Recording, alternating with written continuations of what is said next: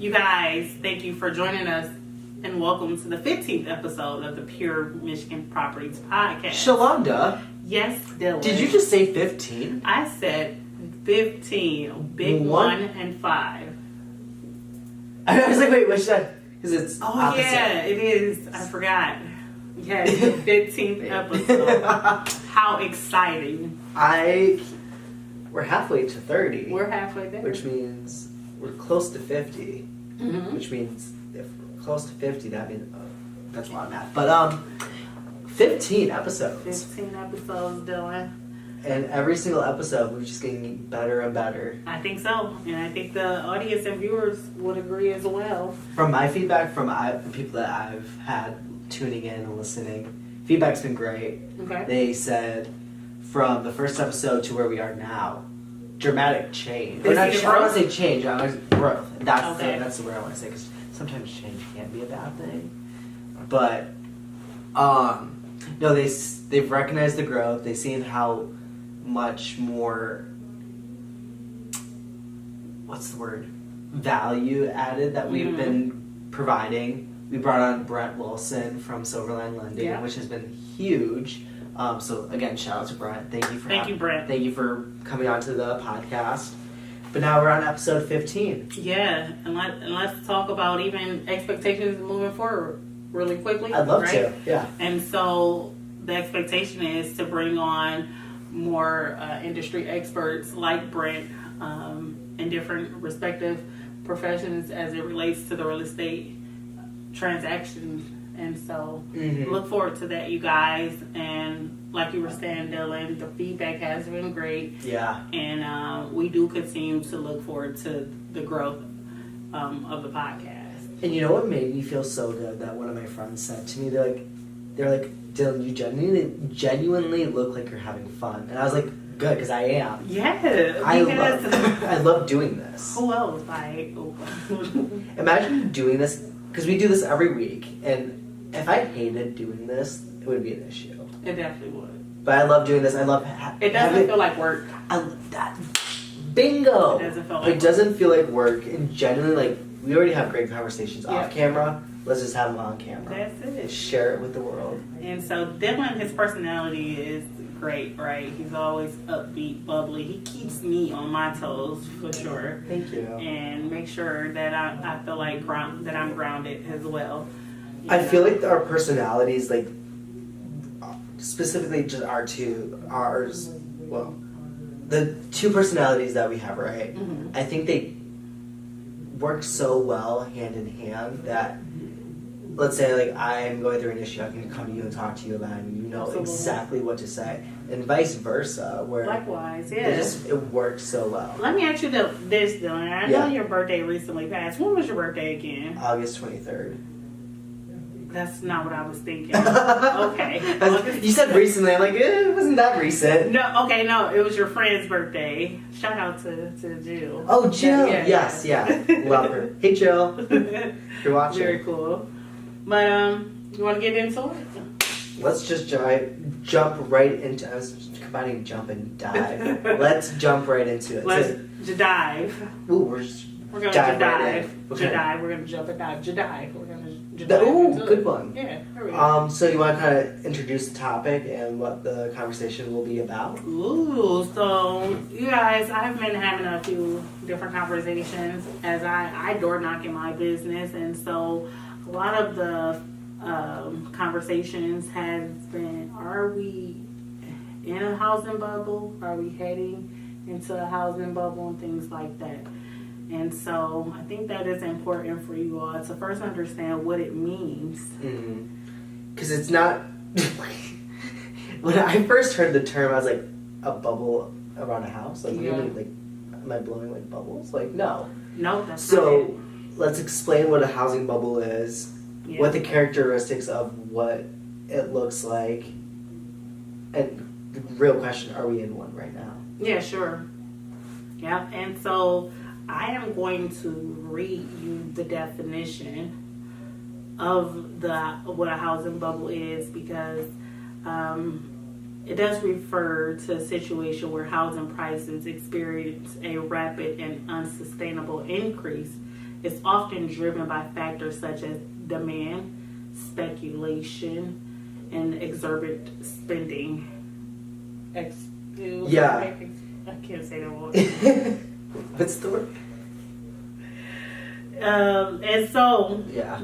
that's it. But I think also another factor, well, kind of like what you said, but like in a wraparound, is like just having like a healthy economy to where people are able to go out and purchase a house or sell a house, right? And like that kind of situation, to where we get to the situation where housing prices are rising dramatically because of the demand, right? That's a state of a healthy economy, saying that people are able to afford this kind of decision making. And so I even think it does go beyond real estate is an economic factor, and so we're not economists, but we're here to tell you a little bit about what we know and how it can or how it has affected our markets. Because in a housing bubble, you know, it can definitely be it can last for years. Oh yeah. Yeah, and so those housing prices, they skyrocket, you know what I'm saying? And the thing about it is, once they're up there, now we're looking at how long they'll be there. Because when you go up, what happens? You have to come down. That's down. just the law of supply and demand. Newton's law of gravity is Yeah, look at you using all your school. Yeah. Exactly. I mean, that's just how it is. When you go up, you go down. It's a simple, basic concept, right? And that applies to the housing market just the exact same way, right? Yeah. So a lot of people have been having the conversation, well, prices are crazy. Demand is crazy. It seems like the prices of houses have gone up dramatically, and people are like, now the real question is, when are they going down? That's the question, right? So that kind of brings in the question of a housing bubble, right? Correct. Because those same characteristics apply from a housing bubble to the situation we're in with the housing market right now, where houses don't stay on the market that long unless, well, certain houses stay on longer than others, but houses can go in a day, right? Because demand, hours sometimes, yeah. Literally hours. Yeah. Because demand is so high right now to get into a house, but with demand there also comes supply. Yeah. Supply right now, not the greatest. Yeah. And so the thing about it is the state of the market, as we call it, a dynamic state of market. It does give us those characteristics of the seller's market, right? With the inventory, the amount of inventory that's listed. Right. And so, at some point, go ahead, Dylan. Sorry, I actually finished yours because mine's a totally different. Oh, no. And so, at some point, the hope is for there to become more inventory in the market and for things to kind of balance out and shift. But right now, are there signs of anything slowing down or anything bursting? What's your thoughts? I'm going to say no. I think right now we're still on an upward trend of where the housing market's going. I do believe eventually it will start to, I don't want to say normalize because there's nothing normal in real estate. There's nothing normal in life. But I do think eventually within time, things will start to, what's the word I'm thinking of? Just like level out? Level out, yeah. I mean, I think that's a great way to put it, but with that, it's just, I don't see it changing anytime soon. Okay. But what I wanted to say really fast was just, there's a thing in our industry called absorption rate, right? Yeah. Right now, I know for my market that I actively work in, I'll explain this in a second. It's around a 1.2 to 1.4, which means within 1 month and how many ever weeks, if home buyers bought everything, it would take a month and a half before all inventory is gone. Before it's all depleted. Yeah. That is crazy to think about compared to, let's say, 10 years ago, where the absorption rate was much higher, meaning that things were going to take longer to buy out before everything was gone. So I like to look at the absorption rate of how fast are we able to move our inventory? But also you have to take on the flip side, how fast are we getting inventory? We're buying things faster than inventory is really popping up. Yeah. And that's why the question of, are we in a housing bubble? Because the demand is crazy, but supply is low. Yeah.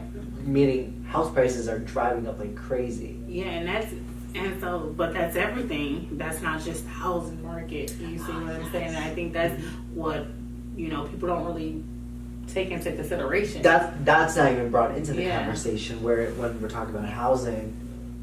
That's the conversation, right? Yeah. But we're also not taking into other categories of just our economy. Our economy, and so that's really what will determine where we'll go. And right now,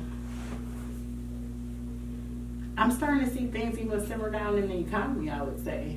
I would agree. Prices are starting to kind of fall slowly. Yeah. I'm not even going to say fall, but it's becoming, I'm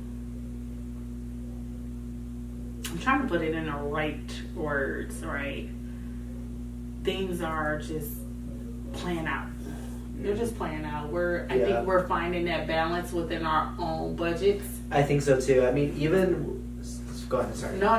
Go ahead. I was just gonna say. I mean, I think even like employers are now starting to realize like the what's the term? It's the cost of living has gone up. Yeah. Like that's just not even like up for debate because it has. Exactly. I know for my sister, she got a raise because their employers realized what we're paying you compared to, or what we're paying you with the trend of how prices have rose, you're not going to be able to sustain it.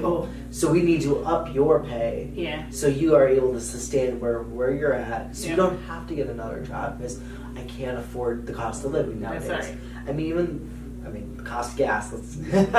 I mean, it is a player in everything, right? I mean, it's gone down compared to where it used to be, but it's still not like a fantastic. I guess you can't really put a benchmark on fantastic, but if we're going to talk about the housing market, let's talk about everything. Well, yeah, let's talk about everything. And here's the thing: I think it's important to buy or to sell is based on a timing matter for the individual, right? Yeah. So if you're a seller, it's just, hey, what's your motivation behind it? If you're a buyer, what's your motivation behind it? But understanding your budget, right? And so anytime is a good time. What are you going to invest in, right? I know for me, I've ran into this situation with my buyers and the one seller that I'm working with, but it's more about, especially with the characteristics of if you are looking to get into the realm of real estate, it's the people that have to make a decision, right? It's rather than, I kind of want to delve around and see what's out there. No, I mean the people that are have the motivation behind it. So like there's like death, divorce, what's the other? There's a couple other things. Yeah, it's a few other factors. But like those are like the factors of like, okay, now we have to move or now we have to sell. Yeah. I know for me, the people that I'm running into, if they don't have to, then they're not really going to. But on the flip side of things is now let's talk about like again the inventory. Yeah. We don't have much inventory out there, so like people aren't as motivated to. But let's even address that because I kind of, it's not a myth. I don't want to call it a myth. Okay. But we don't have a lot of listed inventory. Right. Let's not forget about the for sale by owners. Mm-hmm. And there are people actually out there that's still willing, wanting, and able and ready to sell. Mm-hmm. It's just sometimes just getting them to, just they don't know where to start. They don't know what they don't know. They don't know what they don't know, and so just going out and reaching out to those individuals. You see what I'm saying? Yeah. And just letting them know what their options are. Educating this them. can fuel your next move For your sure. journey, and so Yeah, and I just think a lot of people like they don't even want to entertain that because the fear of the unknown, Yeah. with the uncertainty, of where the market's going to continue to go, because I know a lot of people in like my sphere have been saying, "Oh, we're waiting for the crash, whatever." I'm like, you may be waiting. yeah, I mean, TikTok. and I think this too, life happens in cycles. I do believe that we see the trends, and so. But where are we at now in the cycle? Right. I think we have a wave before. That's the discussion that I feel like a lot of people are missing out on, is like that little piece of the puzzle. Yeah. Like, where are we at currently, and where are we moving towards? Mm-hmm. That's the questions we need to start asking, because that will help you plan for the future. Correct. Where you want to go. Yeah. Does that make sense? That makes sense. Absolutely makes sense. And let me ask you this. Sorry, I'm going to cut you off for one second. But I wanted to ask you a question. Do you think we're in a housing bubble? So looking at the factors that that goes into the housing bubble, I would say that because people are constantly able to be pre-approved and things like that, and just knowing the state of our economy. Now, this is my personal opinion, right? Please, yeah. I see that over time, the home values are going to continue to appreciate in value. So I don't see that we're in a housing bubble, to be honest. Okay. Yeah. So you still feel like it's going up, it's going to rise? Yeah, absolutely. So when we look around, we're seeing a lot of more new developments.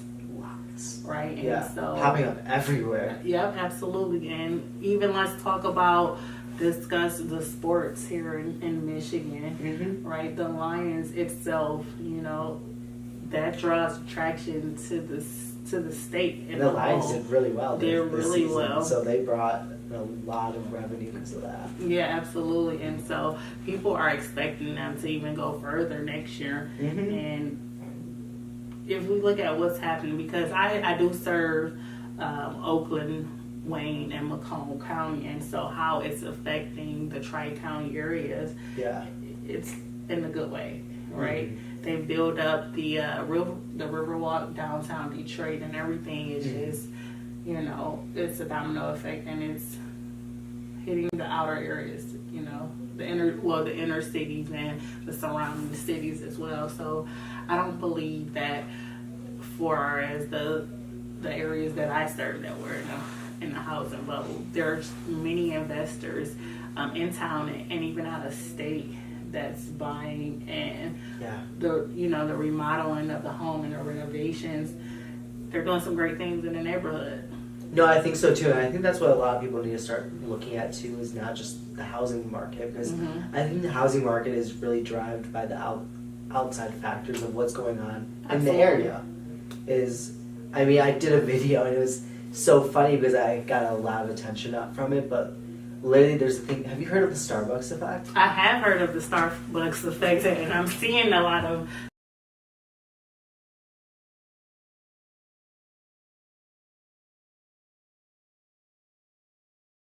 okay, cool. Yeah. I want to be by a Starbucks one. I know for me. Absolutely. You see me with Starbucks like every day. But when it brings jobs too, someone has to work, right? It brings more of a population. Yeah. And like I said, something as simple as a Starbucks coming into town can change the dynamic of how real estate works. And to add to that, right?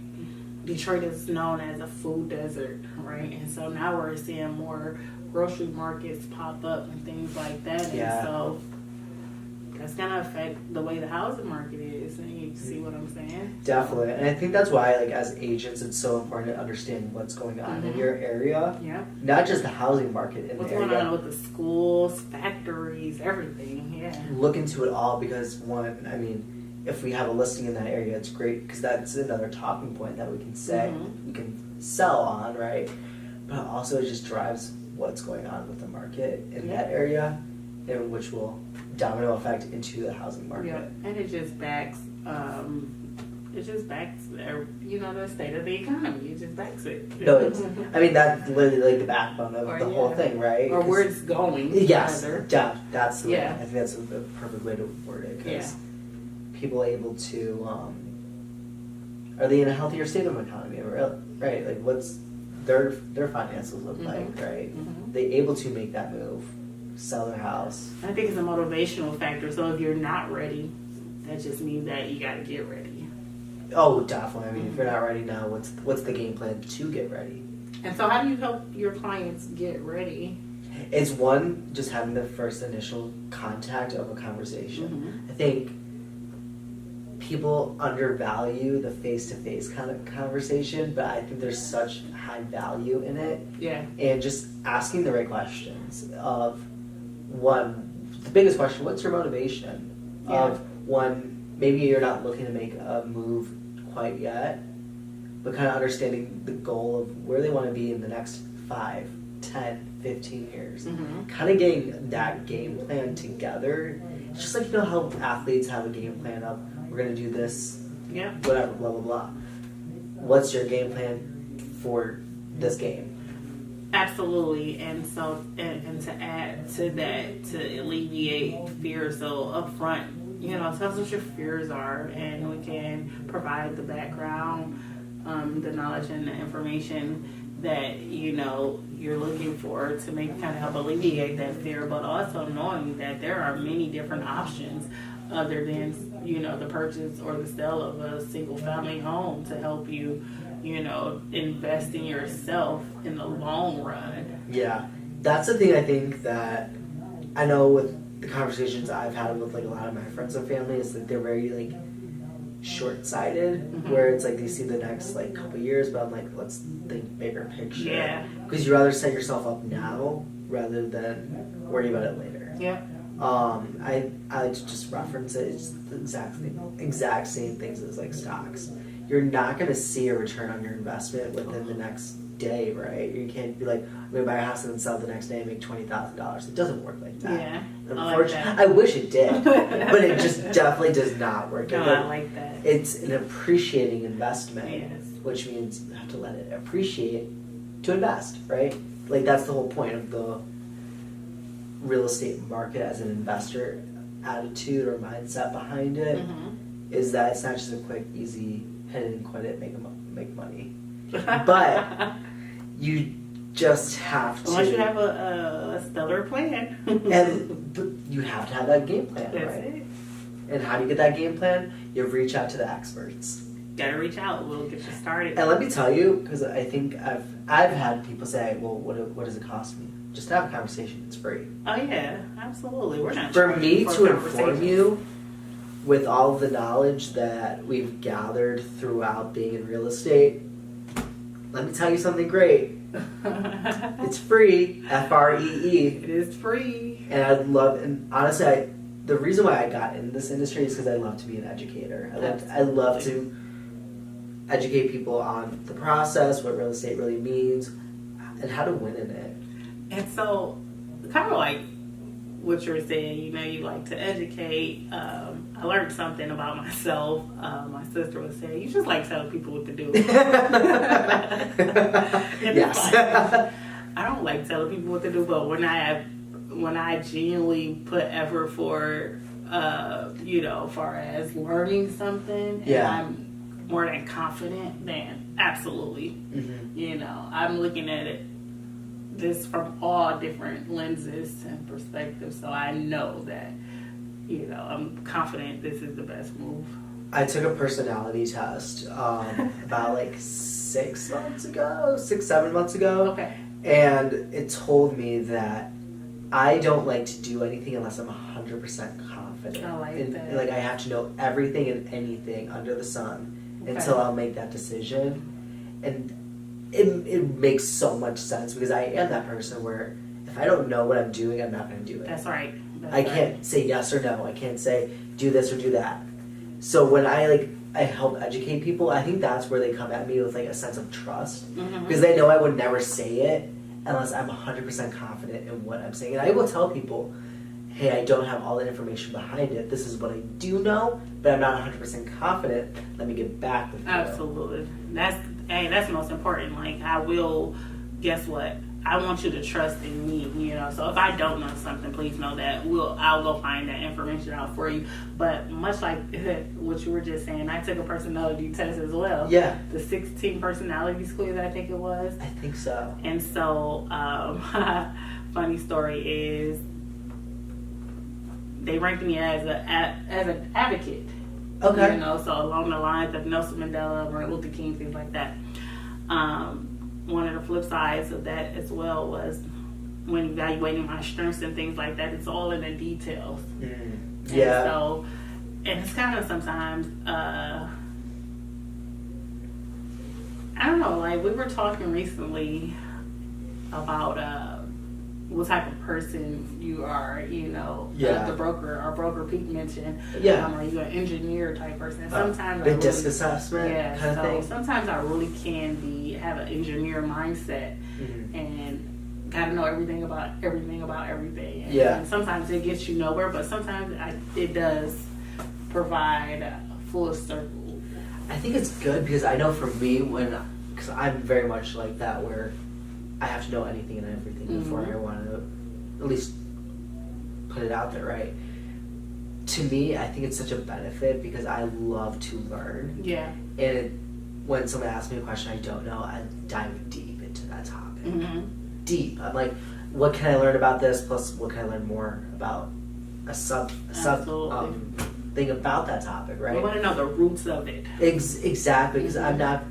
When I speak, I think one thing that I've heard back feedback is that people can tell when I'm confident in something when I'm not confident. When I'm not confident, I don't put out my whole personality. I'm very like reserved. I'm like, okay, Shalonda, like, no. But when I'm confident, I'm like, this is the game plan. This is what it means. X, Y, and Z.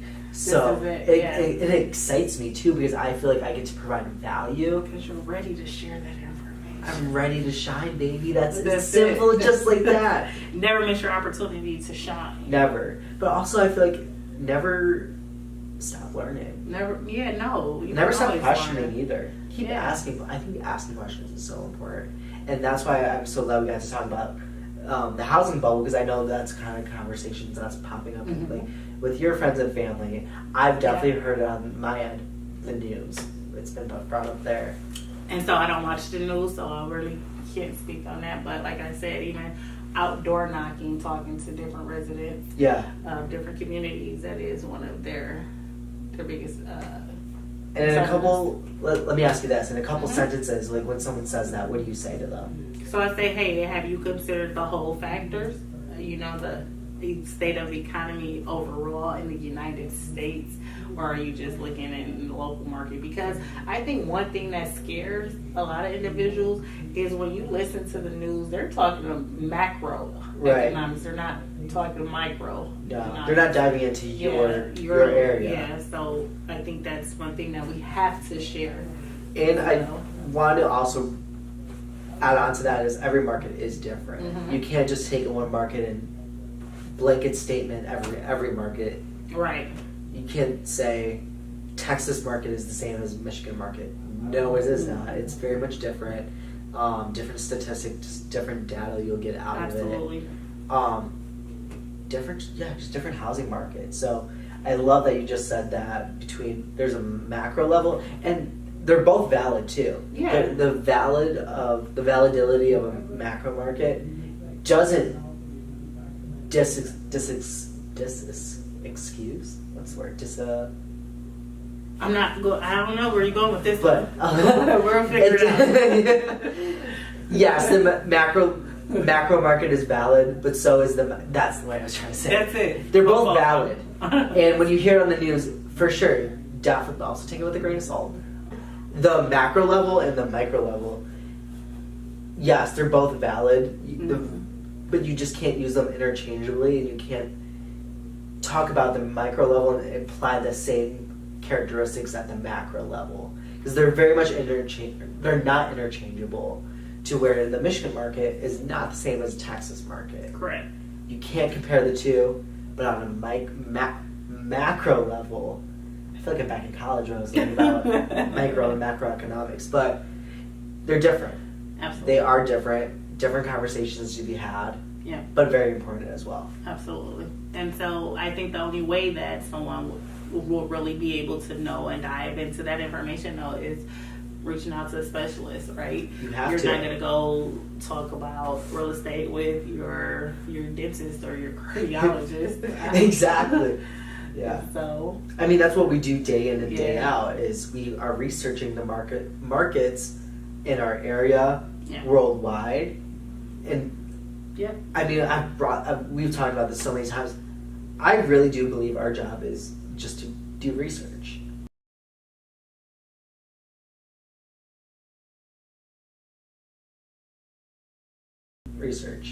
I just think also educators, research and educators. Well, part of the research part is that hopefully we're not keeping the information to ourselves. We shouldn't. And so that's part of the reason, though, why we do the podcast, is to share the information that we do learn. And we love to. And that we do know. Exactly. I don't know. I love to do it. Yeah. It makes me happy. And it makes me feel like I'm giving and providing value. I mean, genuinely, that's the whole reason why we do the podcast. And so now we're ready to talk to you guys to see what it is that we can share with you to provide value into your life. Definitely. So I know we've gotten feedback on our episodes before, and great feedback from agents in our office, friends and family we hang out with. The more feedback and just suggestions you guys can give us, the better we can make this whole podcast. Yeah. It's simple as that. So I would agree. Please continue to give us feedback. It's very much valued, and it just helps us, helps you. Yes. Simple as that. So reach out to us. Dylan, tell our audience. The best way to get in contact with me is through my cell phone, which is 248-891-9860. You can call or text it. Or if you're not that kind of person, you can definitely just check out my website, which is dylanmostyn.com, spelled DYLAN, Mostyn, MOSTYN.com. That is how you get in contact with me. Yeah. Shalonda, share with the audience the best way to get in contact with you, or any way to get in contact. Well, here's the thing, ladies and gentlemen, boys and girls, children of all ages. I love that. The best way to get in contact with me is either by calling or texting 586-339-8321. It is a personal number, and so you will reach me. Or you can visit the website, Shalonda, that's me, spelled SHALAUNDA @KW.com. Or you can just Google me.